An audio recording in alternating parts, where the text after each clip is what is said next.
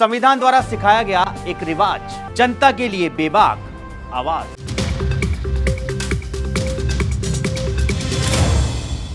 नमस्कार दर्शकों, four sides TV के हिंदी बुलेटिन में मैं आशुतोष आपका स्वागत करता हूं। आज हम आपको बड़ी खबरों से एक बार फिर रूबरू कराएंगे। वो खबर चाहे राजनीति की हो, स्पोर्ट्स की हो या फिर कोई अंतर्राष्ट्रीय खबर हो, हर बड़ी खबर की जानकारी आपको दी जाएगी। तो हो जाइए तैयार।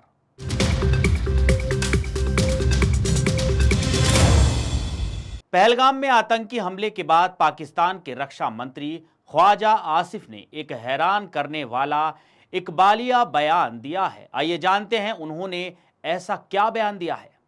इंडिया जो है ना, वो अपनी जो हमारी इंफॉर्मेशन है कि वो इस वक्त जो है एक ऑल आउट वॉर की जगह जो है पाकिस्तान के शहरों में जो है वो दहशतगर्दी की जो है पूरी तैयारी कर रहा है। और उस टेररिज्म की जो वेव है, मैं आप लोगों की वसातत से बताना चाहता हूँ कि हम उसके लिए पूरा तैयार हैं। और ये टिट फॉर टैट होगा। अगर हमारे शहरों में हमारे सिटीजन्स जो हैं वो महफूज ना हुए, अगर उन पे अटैक हुआ तो ये इंडिया के सिटीजन्स भी जो है महफूज नहीं रहेंगे।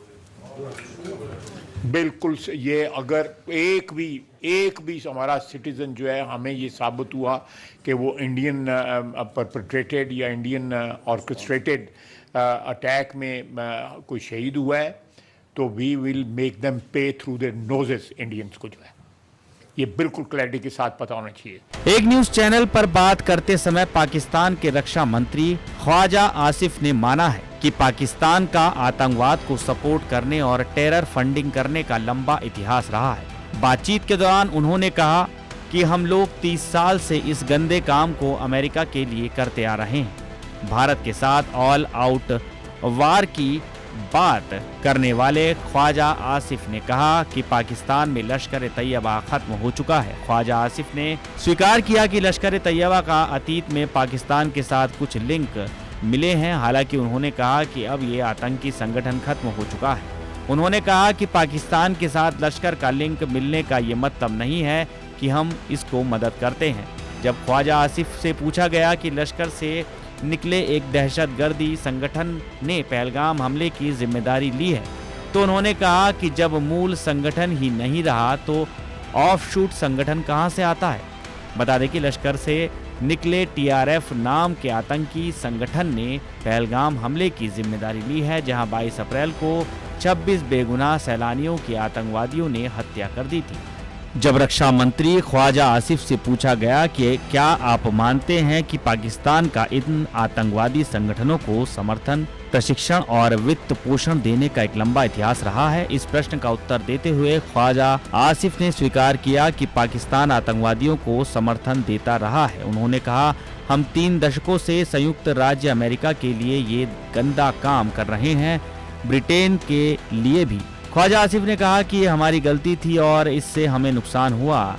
इसके पाकिस्तान के रक्षा मंत्री ने ये कहकर अपने मुल्क की गलती को सही साबित करने की कोशिश की कि अगर पाकिस्तान सोवियत यूनियन के खिलाफ अफगानिस्तान में शामिल नहीं होता या फिर 9/11 में साथ नहीं होता तो पाकिस्तान पर कोई उंगली नहीं उठा पाता। ख्वाजा आसिफ ने कहा कि पहलगाम हमले को भारत की साजिश बताया और कहा कि हमारी एजेंसियों का मानना है कि ये काम भारत ही कर रहा है। बातचीत के दौरान जब उनसे पूछा गया कि पाकिस्तान का आतंकियों को साथ देने का पुराना इतिहास रहा है, इस पर उनका क्या कहना है, इसके जवाब में ख्वाजा आसिफ ने दुनिया के बड़े मुल्कों पर ही दोष मढ़ना शुरू कर दिया। उन्होंने कहा कि बड़े देशों के लिए इस क्षेत्र में जो कुछ भी हो रहा है उसके लिए पाकिस्तान को दोष देना आसान है। जब 80 के दशक में हम उनकी तरफ से सोवियत यूनियन के खिलाफ लड़ रहे थे तो आज के ये सारे आतंकी वॉशिंगटन में मेहमान नवाजी के मजे ले रहे थे। कश्मीर में जाने वाले टूरिस्टों की सुरक्षा के लिए केंद्र सरकार से मांग की गई है। पनुन संगठन ने गुरुवार को केंद्र सरकार से कश्मीर के लिए ट्रैवल एडवाइजरी जारी करने का आग्रह किया है। पनुन संगठन ने कहा कि घाटी में स्थिति सामान्य नहीं है, ऐसे में पर्यटकों को और विशेष रूप से हिंदुओं को गंभीर खतरा हो सकता है। 22 अप्रैल को दक्षिण कश्मीर के पहलगाम में आतंकवादियों ने 28 लोगों की हत्या कर दी। इस घटना में मारे जाने वाले ज्यादातर पर्यटक थे। सभी की गोली मारकर हत्या की गई। स्थानीय लोगों ने बताया कि पीड़ितों को गोली मारने से पहले उनसे उनके धर्म के बारे में पूछा गया था। यहाँ पत्रकारों से बात करते हुए पनुन कश्मीर के अध्यक्ष अजय चुरुंगू ने कहा कि कश्मीर में आतंकवादी हमला एक साफ संदेश देता है कि घाटी में आने वाले और रहने वाले लोग दोनों ही असुरक्षित हैं। उन्होंने कहा कि भारत सरकार को इस वास्तविकता को स्वीकार करना चाहिए और सामान्य स्थिति के दावों के साथ राष्ट्र को गुमराह नहीं करना चाहिए। चुरुंगू ने सरकार से घाटी के लिए एडवाइजरी जारी करने की अपील की है। पनुन कश्मीर के नेता ने आरोप लगाया कि मौजूदा सरकार ने क्षेत्र में हिंदुओं की कमजोरी को नजरअंदाज किया है।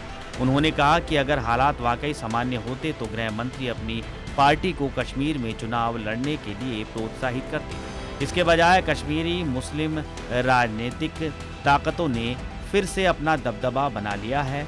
चुरुंगू ने दावा किया कि कश्मीर में चल रही राजनीतिक प्रक्रिया प्रायोजित तरीके से संचालित की जा रही है। उन्होंने कहा कि शांति के साधन के रूप में पर्यटन को बढ़ावा देने की मौजूदा नीति को तुरंत रोका जाना चाहिए। पहलगाम हमले के बाद जम्मू कश्मीर के पर्यटन के बाजार में गिरावट देखी जा सकती है। हाल ही में लोकल सर्कल्स का सर्वे सामने आया है कि सर्वे के मुताबिक 10 में से 6 परिवार 2025 के लिए कश्मीर यात्रा की प्लानिंग और बुकिंग रद्द करेंगे। सर्वे में शामिल 10 में से 3 यात्री अगले 3 सालों में कभी भी कश्मीर की यात्रा कर सकते हैं। 10 में से 3 दूसरे लोग स्थिति से निपटने के लिए सरकार के तरीके के आधार पर अपने कश्मीर जाने की प्लानिंग करेंगे।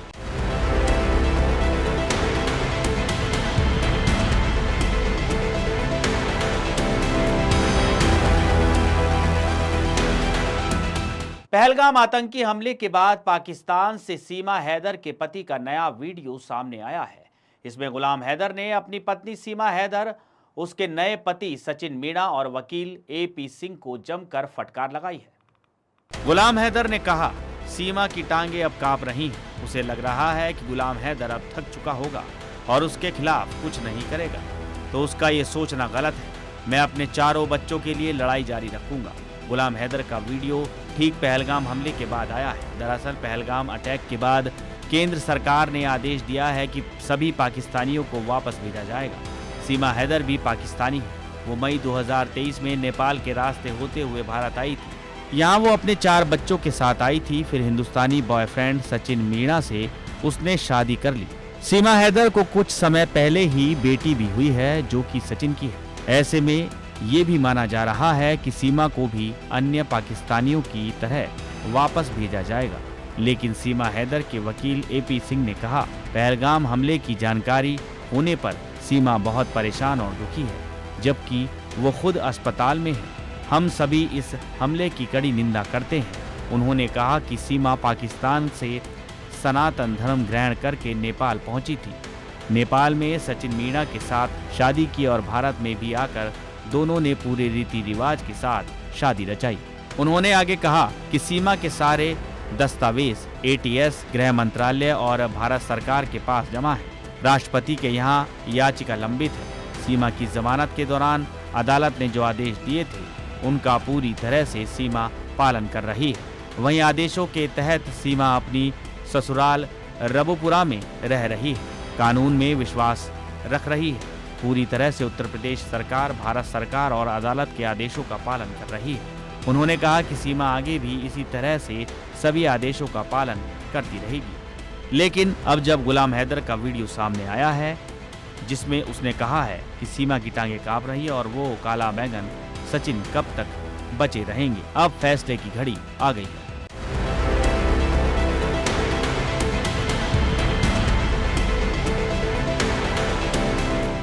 पहलगाम हमले के बाद सेना अलर्ट मोड में है और सर्च अभियान चला रही है। पहलगाम के गुनहगारों पर बड़ा एक्शन करते हुए उनके घर को गिरा दिया गया है।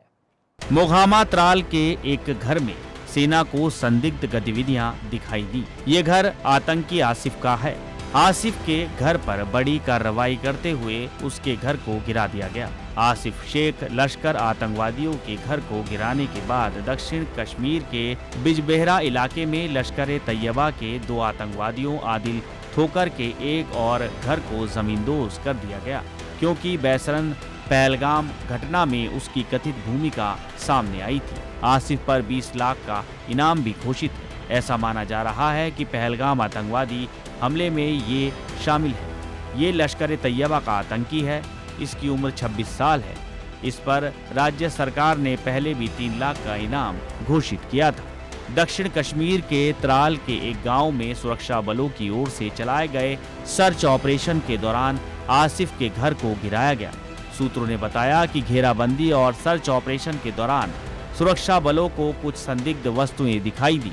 संभावित खतरे को भांपते हुए सुरक्षा बलों ने कार्रवाई की और उसके घर को गिरा दिया गया। पुलिस सेना आतंकियों को पकड़ने के लिए लगातार छापेमारी कर रही है। अधिकारियों के मुताबिक आसिफ के घर में विस्फोटक पदार्थ रखे हुए थे। पहलगाम हमले के बाद भारतीय सेना अलर्ट मोड पर है और हर उस संदिग्ध जगह पर सर्च अभियान चला रही है जहां पर आतंकियों के छिपी होने की आशंका है। वहीं दूसरी तरफ पाकिस्तान की ओर से LOC पर की जा रही गोलीबारी का भी सेना की ओर से करारा जवाब दिया गया है। दोनों के बीच हुई इस मुठभेड़ में किसी के भी घायल होने की सूचना नहीं है। भारतीय सेना ने पाकिस्तान की कई चौकियों को तबाह कर दिया। पहलगाम हमले के बाद दोनों देशों के बीच तनाव की स्थिति है।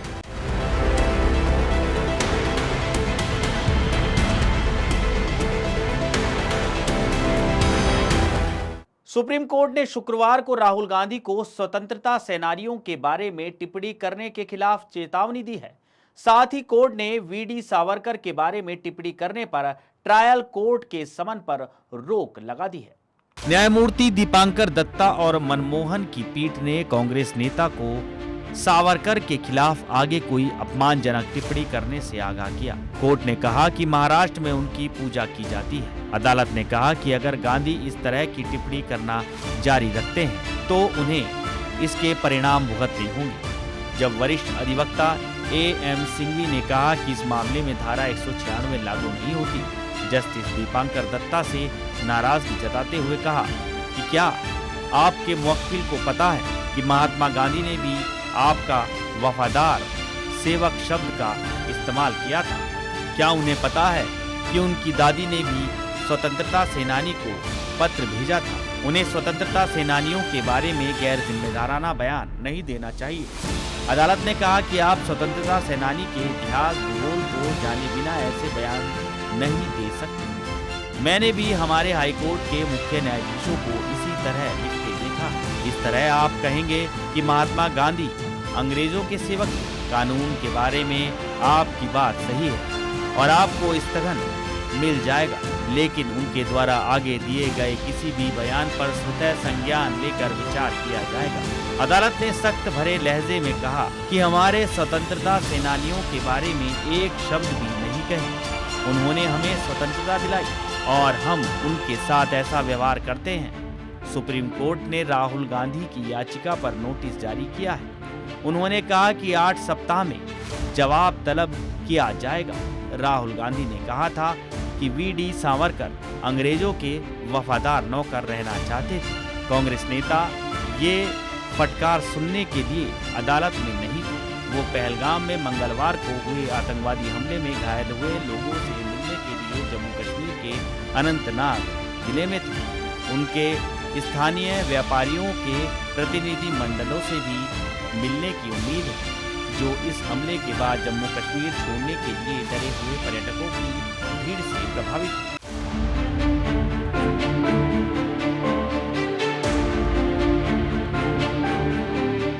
वहीं stand up comedian Kunal Kamra को बंबई हाई कोर्ट से बड़ी राहत मिल गई है। बॉम्बे हाई कोर्ट ने शुक्रवार को कामरा को महाराष्ट्र के उप मुख्यमंत्री एकनाथ शिंदे पर की गई गद्दार टिप्पणी के लिए मुंबई पुलिस की तरफ से उनके खिलाफ दर्ज की गई FIR में गिरफ्तारी पर रोक लगा दी है। इसके साथ ही केस रद्द करने वाली याचिका को भी स्वीकार कर लिया है। हालांकि कोर्ट ने जांच पर रोक लगाने से साफ इनकार कर दिया है। इस मामले में शिवसेना विधायक मुरजी पटेल ने FIR दर्ज कराई थी। कोर्ट ने कहा कि मुंबई पुलिस इस मामले में जांच करना चाहती है तो उन्हें पूछताछ चेन्नई में ही करनी होगी। ऐसा इसलिए क्योंकि कामरा का घर तमिलनाडु में है। कोर्ट ने ये आदेश कामरा की तरफ से दिलाई गई एफआईआर को रद्द करने की मांग वाली याचिका पर दिया है। कोर्ट ने 16 अप्रैल को कामरा की गिरफ्तारी से अंतरिम सुरक्षा प्रदान की थी, जिसे अब स्थायी कर दिया गया है। कुणाल कामरा ने पिछले महीने मुंबई के हैबिटेट स्टूडियो में एक शो के दौरान महाराष्ट्र के उप मुख्यमंत्री एकनाथ शिंदे का नाम लिए बगैर उन्हें गद्दार बताया था, जिसके बाद भारी बवाल देखने को मिला था। यहां तक कि स्टूडियो में शूटिंग हुई थी, वहां भी तोड़फोड़ की गई थी। मामला बढ़ता देख पुलिस ने इस मामले में कुणाल कामरा के खिलाफ केस दर्ज किया था। इसी के खिलाफ कामरा ने बॉम्बे हाई कोर्ट का रुख किया था। पूरे मामले में कामरा ने साफ कर दिया था कि वो किसी भी कीमत पर माफी नहीं मांगेंगे। इस मामले में शिवसेना यूबीटी नेता संजय राउत का साथ कामरा को मिला था। कामरा ने दिल तो पागल है कि एक गाने की पैरोडी करते हुए शिंदे को गद्दार कह दिया था। उन्होंने मजाक उड़ाते हुए इस गाने के जरिए शिवसेना और एनसीपी में विभाजन को लेकर कमेंट किया था। वीडियो सामने आने के बाद से ही बवाल मच गया था। शिवसेना चाहती थी कि कुणाल कामरा माफी मांगे।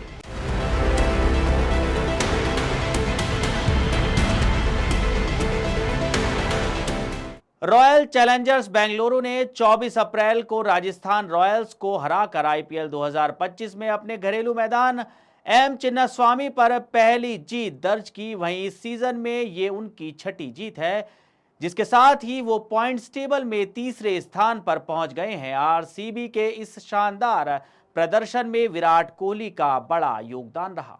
विराट कोहली ने राजस्थान के खिलाफ 42 गेंदों में 70 रनों की पारी खेली और जीत में अहम भूमिका निभाई। इस सीजन में अब तक वो 5 अर्धशतक लगा चुके हैं, जिनमें आरसीबी को सफलता मिली है। उनकी इस धमाकेदार बल्लेबाजी को देखकर मिस्टर आईपीएल कहे जाने वाले चेन्नई सुपर किंग्स के पूर्व खिलाड़ी सुरेश रैना भी हैरान हैं। उन्होंने कोहली के संन्यास से वापसी की इच्छा जताई है। सुरेश रैना को टी20 का स्पेशलिस्ट माना जाता था।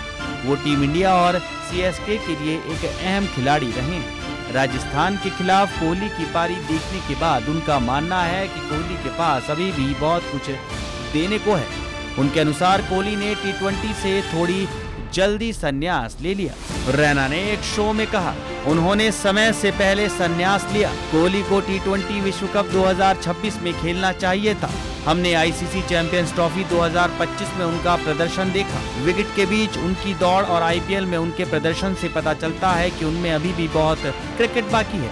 हालांकि रैना ने सीधे तौर पर ये मांग नहीं रखी कि कोहली संन्यास वापस लेकर भारत के लिए टी20 खेलने लगे, लेकिन उन्होंने इसकी इच्छा जरूर जताई। उन्होंने कोहली के संन्यास पर अफसोस व्यक्त किया। बता दें कि कोहली ने टी20 वर्ल्ड कप 2024 के फाइनल मैच के बाद इस फॉर्मेट से संन्यास लेने की घोषणा की। साउथ अफ्रीका के खिलाफ हुए इस खिताबी मुकाबले में उन्होंने 76 रनों की मैच जिताऊ पारी खेली थी और प्लेयर ऑफ द मैच भी रहे थे। उन्होंने शानदार तरीके से इस फॉर्मेट से विदाई ली थी।